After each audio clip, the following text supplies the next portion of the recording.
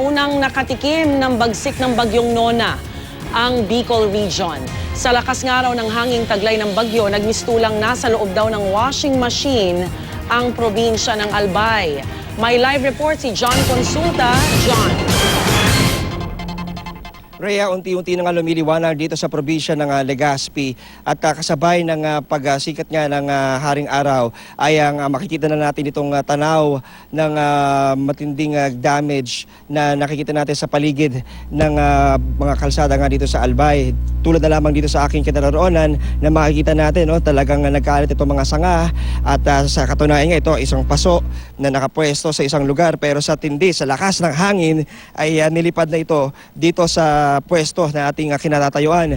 At alam mo, Rhea, dun sa ating iba pang lugar na nakita, may mga iba pang mga istruktura o di kaya naman ay mga monumento na tumumba, mga estatwa ng napakalaking kabayo, pero sa kabila ng kabigatan nito ay wala itong panama sa nangyaring pagbagsak dahil nga sa lakas ng hanging dala ni Bagyong Nona.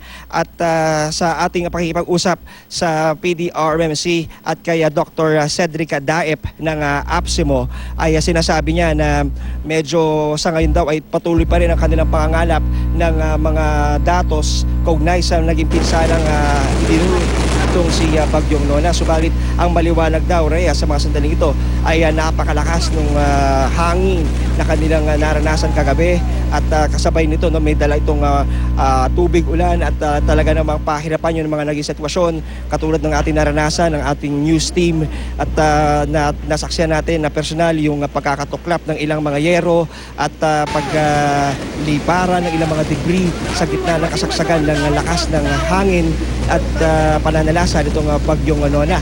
At sa katunayan nga, Rhea, hindi lang isa, hindi lang dalawa, kundi tumagal din ng halos 7 oras yung ating naranasang bugso na ang sabi ng APSIMO ay maaaring umabot ito ng mahigit 100 kilometro kada oras yung lakas ng hanging tumama dito sa bahagi nga ng Albay. Meron nga tayo nakuna ng mga nagtutulong-tulong ng mga hotel staff para pigilan yung pagbigay ng kanilang mga salamin dito sa isang establishmento.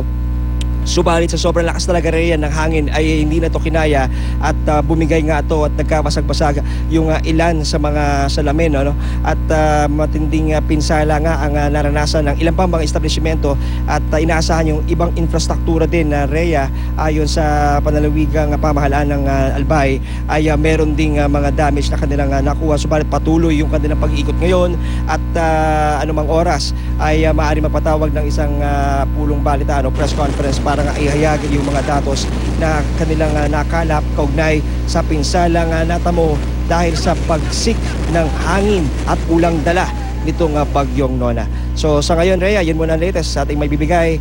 Balik sa iyo. Alright, maraming salamat, John Consulta.